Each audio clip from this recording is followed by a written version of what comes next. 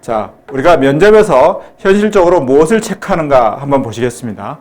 대학이라고 하는 것은 우리가 크게 배운다, 그 말 그대로잖아요. 그러면 중고등학교 공통과정과 다른 부분이 있고 그 부분을 확인하기 위한 기본적인 질문이 들어옵니다.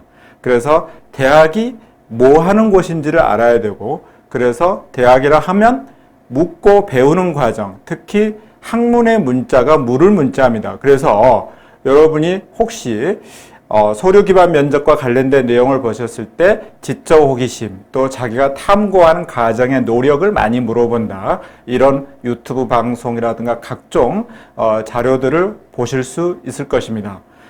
따라서 대학에서 묻고자 하는 것은, 특히 면접에서 묻고자 하는 것은 어떤 부분에 의문이 생겨서 그 부분을 어떻게 구체화시키는 실천적인 노력을 했고 그것이 서류에 쓰여져 있다라고 한다면 그 부분이 진정으로 쓰여져 있는지 그걸 확인하겠다는 면접이 되겠습니다.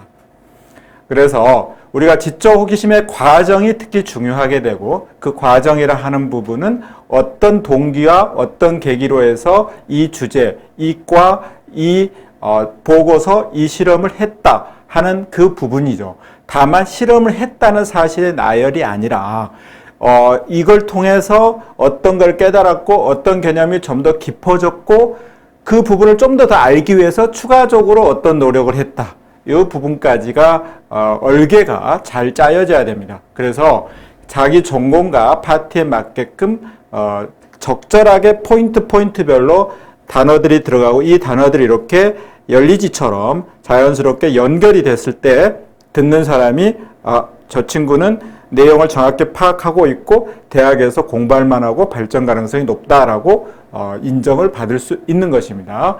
그리고 이러한 활동과 노력들이 대신 수동적으로 어떤 과제를 하기 위해서 어쩔 수 없이 했다든가, 아니면 다른 친구들이 하자고 해서 그냥 따라갔다든가, 이런 개념보다는 내가 최초의 가입 계기는 완전 자기주도적이 아닐지라도 전체적으로 봤을 때 중요한 과정에서 새롭게 자기가 어떤 걸 깨닫고 적극적으로 활동한 영역, 그 부분들을 잘 표현해낸다면 합격의 영광에 다가설 수 있을 것입니다.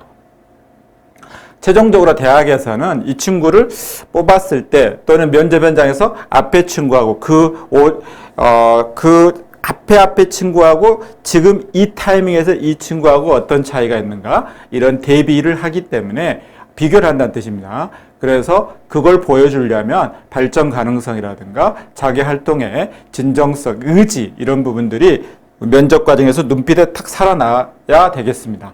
그래서 우리 수업에서 다루고자 하는 것은 단순히 일반적인 방송처럼 그 내용 소개가 아니라 구체적으로 어떤 질문이 왔을 때 어떤 평가 요소에 맞춰서 그것이 채점이 되고, 그런데 이 친구의 실제 답안들, 실제 답변한 부분들이 이러하다라고 나왔을 때 이 부분들은 어떤 포인트에서 문제가 있고 이거를 어떻게 수정할 것인가, 이 부분에 초점을 맞추어서 강의가 진행될 것이고, 자, 이렇게 했을 때 다만 이 부분은 나의 사례하고 어떻게 응용될 수 있을까 생각해 보고요.